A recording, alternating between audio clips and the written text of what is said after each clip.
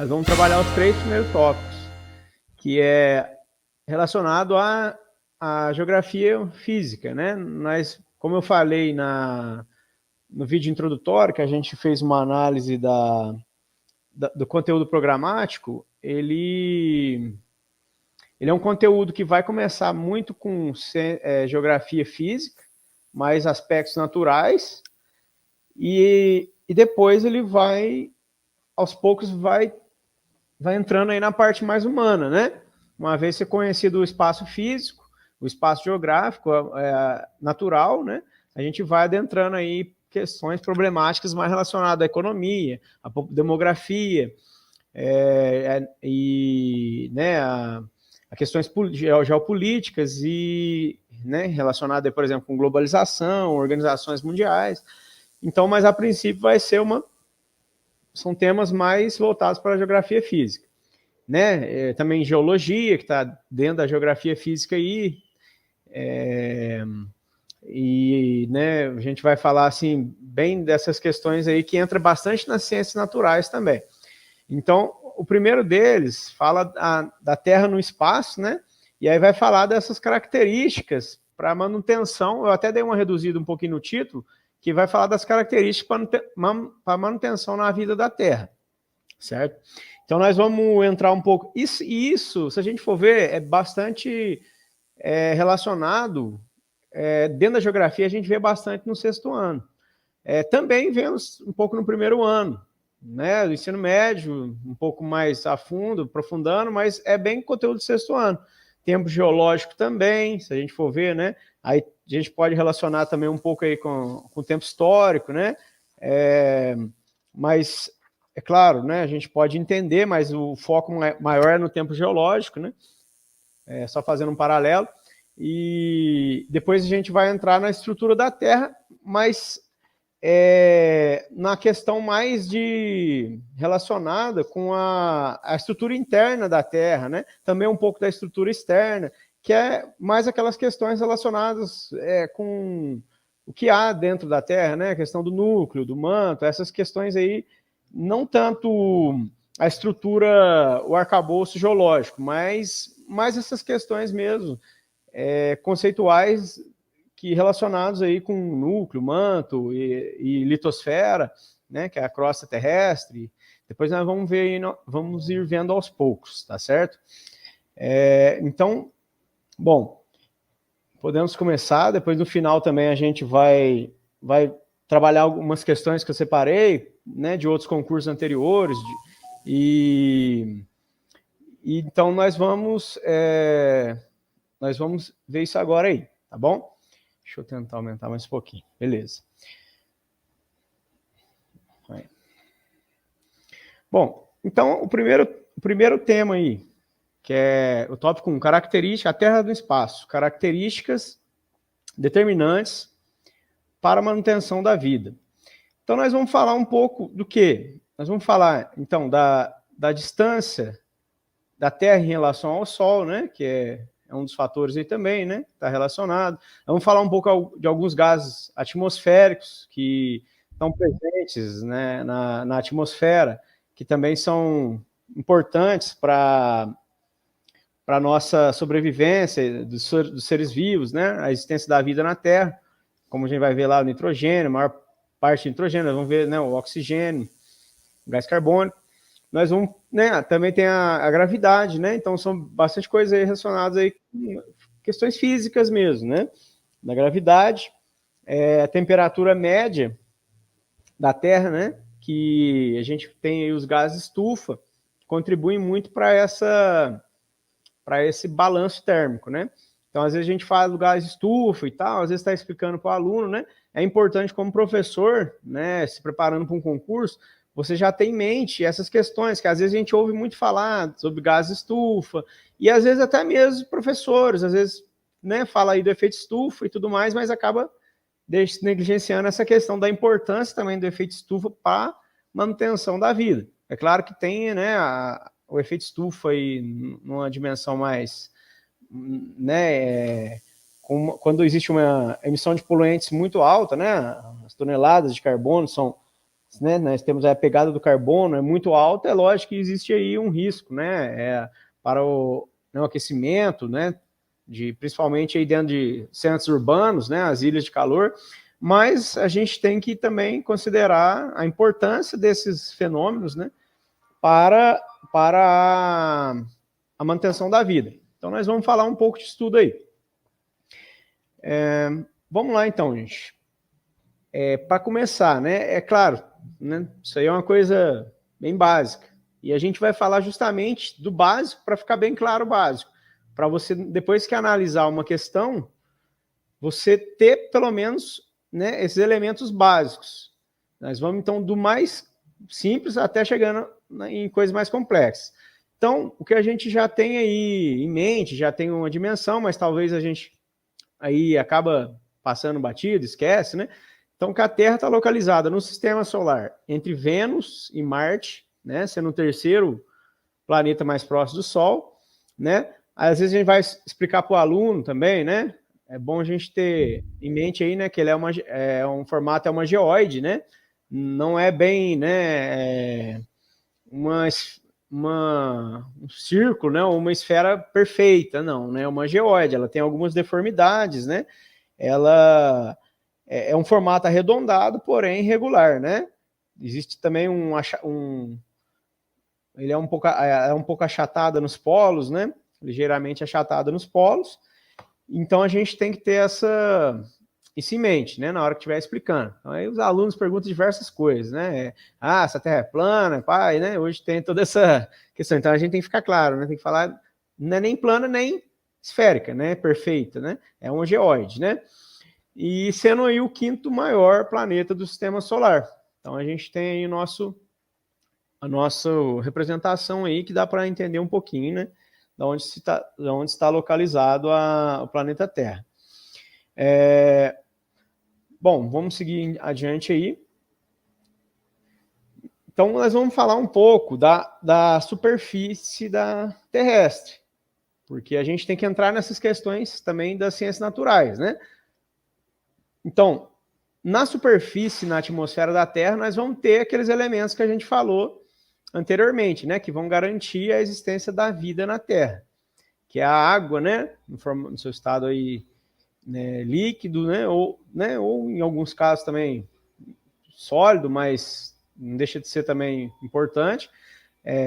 Nós temos aí também, né, alimentos, né, através aí da agricultura, da pecuária, né, a temperatura é muito importante, né, como eu falei, para manter a temperatura é muito importante, né, também os gases estufa. Então, além, né, lógico, do oxigênio, né, que a gente é necessário, né, para a nossa existência, né, é vital, e também o CO2. Você fala, pô, mas o CO2 é um vilão, né, o gás carbônico e tal. Mas tem também sua importância, como eu já mencionei anteriormente. Aí nós não vamos esquecer também da força da gravidade, né, que nos mantém aí, né, que faz com que a gente não esteja aí, né, como se diz, né, no espaço, não esteja aí flutuando, né, no espaço. Então a gente tem a força da gravidade na Terra, né, e também que ajuda a fortalecer os músculos, inclusive, né, por conta aí dessa pressão exercida, né. Aí até a gente brinca às vezes, né, com o aluno, né, aceleração atmosférica, né. Então a gente entra até em detalhes, né, dos 9,8, né, para brincar às vezes com o aluno, né, que existe uma força, né, que ele não está inerte, né. Então a gente também vai ter as rochas e os minerais, que também são muito importantes, né, seja aí para a produção, né, para a economia, para a produção de bens e dentre outras utilizações aí, né, na nossa vida. Bom, dando sequência aí, então, a gente tem que falar também dos dois movimentos mais importantes. É bom a gente lembrar, isso cai bastante. Nesses últimos dois concursos, caiu sobre rotação, translação. Então parece que é uma coisa básica, né? Todo mundo, é uma coisa corriqueira, né? A rotação, né? Responsável pelo dia sideral e a translação é responsável pelo ano sideral. E aí parece uma coisa básica, mas às vezes a gente acaba esquecendo alguns detalhes, né? Então, a translação, né, que a gente vai entender que é o movimento da Terra em torno do Sol, né? Ele vai ter, então, aí a duração de 365 dias, né? Vai ter como consequência as estações do ano, certo? Então, é claro que se a gente... Eu utilizei 365 dias para a gente entender do modo genérico, né? Mas se a gente for no ano sideral mesmo, né? Vai quebrar um pouquinho, né? Vai ser 365 dias, 5 horas, 48 minutos e 47 segundos. Ah, mas isso é um detalhe que passa despercebido, que às vezes a gente deixa passar, né? Mas o que acontece, né? Quando a gente arredonda, né, para o ano do calendário civil, esses 365 dias, essa quebra de 5 horas, 48 minutos, enfim, né, quase aproximadamente 6 horas, vai ser decisivo aí, né, para a gente determinar, então, o ano bissexto, por conta dessa excedência aí de 5 horas, né, e 48 minutos cada ano, né. Então, por isso que todo ano nós temos aí o bissexto, né, o 29 de fevereiro. Não, desculpe, de 4 em 4 anos, né? Nós vamos ter aí, então, o bissexto, por conta dessa diferença do ano sideral para o ano do calendário civil, certo? E, assim, além das estações do ano, né, que a gente colocou aí, né, que vão ser as 4, né, primavera, verão, outono e inverno, nós vamos ter também a distribuição desigual, né, do calor do Sol, né, nos hemisférios norte e sul, que vai, né, vai ser, então, esse efeito aí da consequência da translação, que vai ser as estações do ano. Mas é claro que nós vamos ter também os equinócios e os solstícios, que também são decorrentes do movimento de translação. Então, mas, bem, aí pode acontecer aí, às vezes, de na hora, né, não ter aí uma precisão nas datas, enfim, mas só de ter o conceito desses termos, desses assuntos, a gente já tem uma vantagem, né? Então, na hora de realizar, né, essa prova, esse concurso. Então, bom, você pode não saber, não lembrar na hora, né, que os equinócios vão ocorrer aí em 20 ou 21 de março, né, marcando o início do outono no hemisfério sul, enquanto está marcando a primavera no hemisfério norte. Então, isso é importante saber. É importante saber que, enquanto está o equinócio de outono no hemisfério sul, né, em março, 20 e 21 de março, aproximadamente, nós vamos estar o equinócio de primavera no hemisfério norte. Então, vai ser o inverso, né? E em 22 ou 23 de setembro, né, que a gente marca o início da primavera, no hemisfério sul vai ser o inverso no hemisfério norte. Então a gente tem que saber isso. Tá, mas além disso, o que a gente tem que saber primariamente? O que é o equinócio, né? São dias e noites com a mesma duração. Então é aquele dia que a gente vai alinhar, que a gente vai ter um alinhamento, né, do Sol em relação à Terra, que vai proporcionar dias e noites de mesma duração, né, uma distribuição mais balanceada da incidência solar, né, nos hemisférios. Bom, aí a gente tem um conteúdo teórico, mas depois eu vou sugerir também algumas imagens, alguns livros para a gente aí poder aprofundar, porque realmente não dá para a gente aprofundar em todos os elementos, em tudo, tintim por tintim aqui, né? Senão a gente vai estudar até dezembro e não vão conseguir cumprir tudo que está lá, né? Além da geografia aí. Mas depois vale a pena dar uma pesquisadinha nos links que eu forneci aí, né? No livros e tal, só para ver essas imagens, para assimilar melhor, caso tenha alguma dúvida ou ficou alguma coisa aí que não se lembra, talvez por não estar trabalhando com o sexto ano, né, nos últimos anos. Bom, então, principalmente a gente saber que são dias e noites de mesma duração, são os equinócios, né? E isso aí é proporcionado pela translação. Assim como a translação, ela, durante a primavera e o outono, ela vai acontecer os equinócios, nós vamos ter também os solstícios.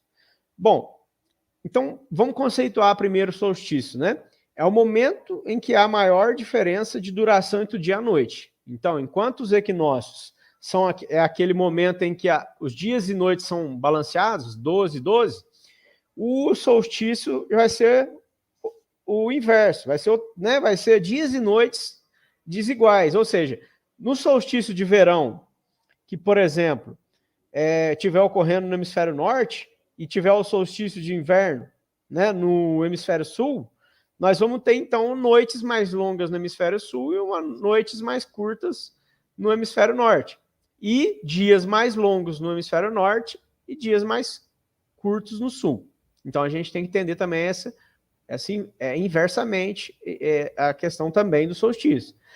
Só que o solstício vai marcar, então, essa maior diferença entre dia e noite.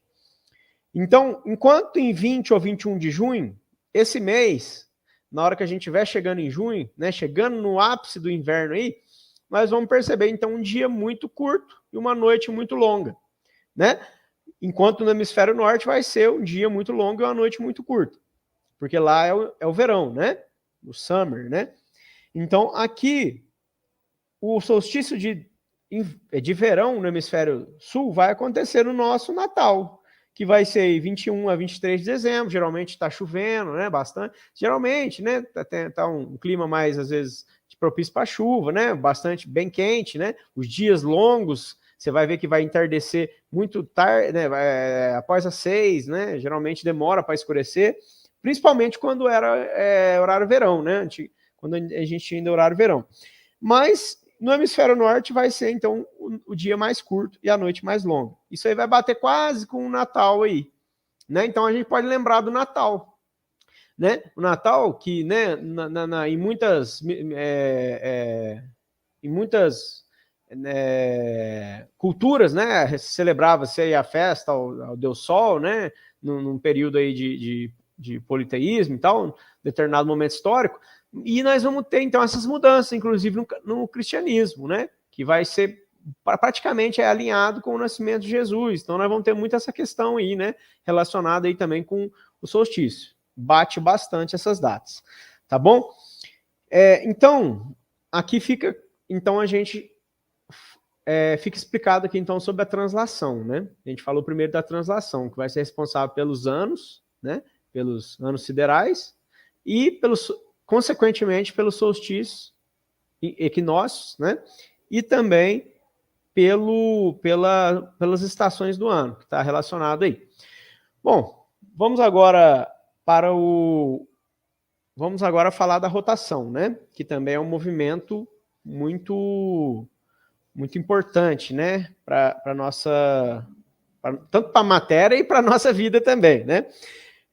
A rotação, então, é o movimento em torno, então, desse eixo, né, desse eixo imaginário, e aí para a gente entender, né, esse processo, que vai causar, então, aí, vai ter como, o que ele vai repercutir na nossa vida, então, a sucessão de dias e noites, né, que vai ser, então, vai ter a duração de 24 horas, e vai ser esse movimento em torno do seu eixo, em torno de si mesmo. Então, esse movimento não coube aí, mas depois cabe também uma anotação aí, de vocês estejam anotando aí. Ele ocorre de oeste para leste. Então, se ele ocorre de oeste para leste, e a gente fazer esse movimento, né, ou mentalizar esse movimento, a gente vai entender que nesse movimento de oeste para leste, fica muito claro para a gente, quando a gente está vendo fuso horários, porque que, enquanto no Japão, no extremo oriente, no hemisfério oriental, leste, as horas estão sempre avançadas em relação ao que é o hemisfério ocidental, ao oeste, né? Porque esse movimento de oeste para leste. Então, com que faz com que na nossa convenção, né, de fuso horários, né, no tempo universal coordenado ou no horário de Greenwich, né, a gente tem, então, sempre o leste à frente do oeste. Sempre o hemisfério oriental tem seus fuso horários positivos, enquanto nós temos nossos fuso horários negativos, né? Então, assim, mais precisamente, né, o dia sideral, a rotação, ela vai ser aí de 23 horas, 53 minutos e 4 segundos, tá? Também é uma informação aí que talvez não seja tão relevante quanto aquela informação do ano bissexto da translação, né? Não seja talvez algo de se decorar, né? Mas é bom saber, é bom ter pelo menos essa informação, por mais que talvez não seja cobrado necessariamente desse jeito no concurso, certo? Então, nós vamos ter o movimento de rotação. E, por extensão, a gente pode também falar do movimento aparente do Sol, né? Que é a forma como o Sol é percebido em posições diferentes com o passar das horas. Então, quando nós estamos um observador, né, observando fixamente, né, o Sol, ele vai parecer que o Sol está se movimentando, né? Mas, na realidade, é a Terra que está no seu processo de rotação, é a Terra que está movimentando no seu processo de rotação e no seu processo também de translação. Mas, então, esse movimento aparente do Sol vai ser, então, a Terra, né, no seu eixo de rotação, que vai parecer, então, que, no seu movimento de rotação, que o Sol está movimentando, o que não é verdade. O que é verdade é que a Terra está orbitando o Sol, né?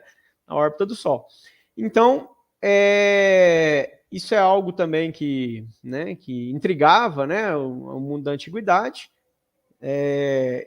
nessas questões, e ao longo da história aí foi se provando todas essas questões através de inúmeras formas, né, que se a gente for entrar aqui, for falar de cada uma delas, né, a experiência de Eratóstenes e tal, nós vamos vai demandar um tempo muito extenso, né? Teria que ser um dia numa ocasião melhor para a gente falar sobre isso aí, tá bom? Então vamos lá. Falamos de translação, falamos de rotação. Não estou abordando aí também a questão, né, do Sol da meia-noite, né, lá no hemisfério norte, a questão da incidência solar ser um pouco diferente nos polos, né? Por conta aí, né, da posição dos extremos norte e extremo sul, né, o Ártico e da Antártida, né? Então, dos países nórdicos, né, da Escandinávia, que esses países vão ter uma insolação solar, eles vão ter uma incidência solar diferente, né, por conta do seu posicionamento em relação ao Sol. Então, isso também é algo que a gente pode depois buscar essas informações, que também são relevantes quando a gente fala aí de rotação, de posicionamento da Terra, para a gente entender por que existe o Sol da meia-noite, né? Por que nos polos, nos extremos, a forma como que o Sol incide lá faz que um período do ano grande, o Sol fique no céu, não saia do céu, o Sol fique praticamente na linha do horizonte e ele oscile pouco. Enquanto no inverno praticamente não tem sol, né? Isso toda isso aí, a gente precisa entender a posição da Terra em relação ao Sol, né? O eixo de inclinação da Terra, tá bom?